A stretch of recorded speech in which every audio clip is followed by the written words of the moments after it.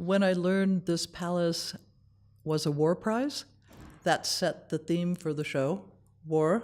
I chose as many voices as we could find, people who have participated in war, a general perhaps, or an enlisted man or woman. I went to detainees, I went to people in various areas of combat. I don't like to prescribe. I want people to have a chance to say what they know. And then in this collection of things, something like the truth resides. We have testimony from those tortured via Human Rights Watch, and then of course we have the material from the Not Forgotten. These men and women were crucial to the project because they were there, they know what happened.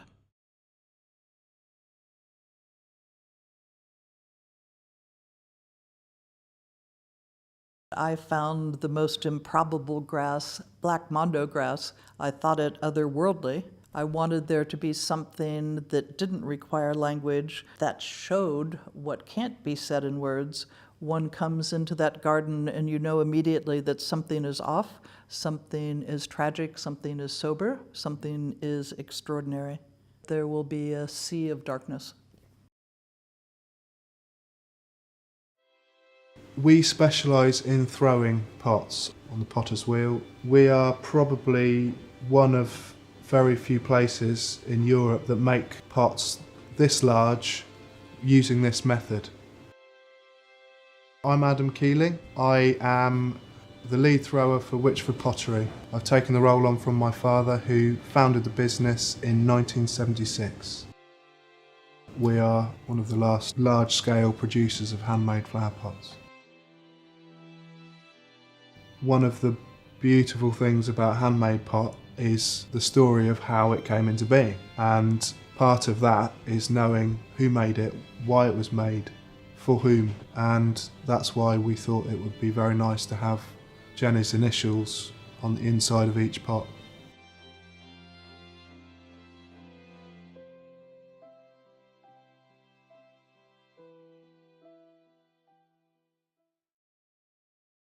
I really enjoyed the process. It was very cathartic. And it was nice to talk to someone who wasn't a clinician, wasn't military, and didn't want anything for their own ends. It was my 43rd birthday on the day. And weirdly, some of the big actions happened to me on my 30th birthday. I was sort of crammed behind this taxi in the middle of an unnamed city being shot at. And I remember thinking on my 30th birthday, thinking, bloody hell, this is one day to celebrate your birthday.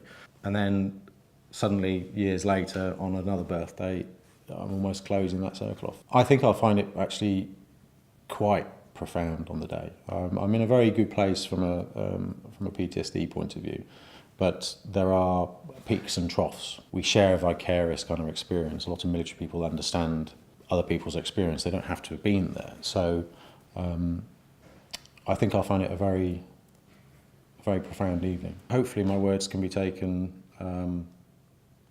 at face value. Someone like Winston Churchill was sort of challenged in World War II, and words to the effect of, Winston Churchill, why aren't you cutting the arts funding? Britain needs Spitfires or whatever. And I believe he said something to the effect of, well, what's the point of fighting a war if we don't have the arts? I can understand those words now. What's the point of doing these things if you're not going to make the world a better place? I think on the whole, we do these things to make ourselves better people, better societies. So that's what words and art and things are there for. So yeah, I'm very, very proud to sort of be involved in my little way. I find it quite cathartic, and I got quite a lot from it. I think people's thoughts and feelings need to be captured, and this is a really, really good way of expressing it. I think it's really, really important that at this time we take into account the fact that not everybody's opinion is exactly the same, and just because they're not exactly the same doesn't mean that they're not being heard. Some people are comfortable with expressing their views, others may not feel that it's the right time for them. I'll be proud because it depicts what an awful lot of people have gone through, a lot of different experiences, thoughts and feelings. I will be personally really interested to see how it's been interpreted. I think so long as they go in with the mindset that some of the pieces might make them feel a little bit uncomfortable if we're looking at the reality, because I'm sure some of the stories that have been obtained are quite visual in their explanation, enough to get the imagination going.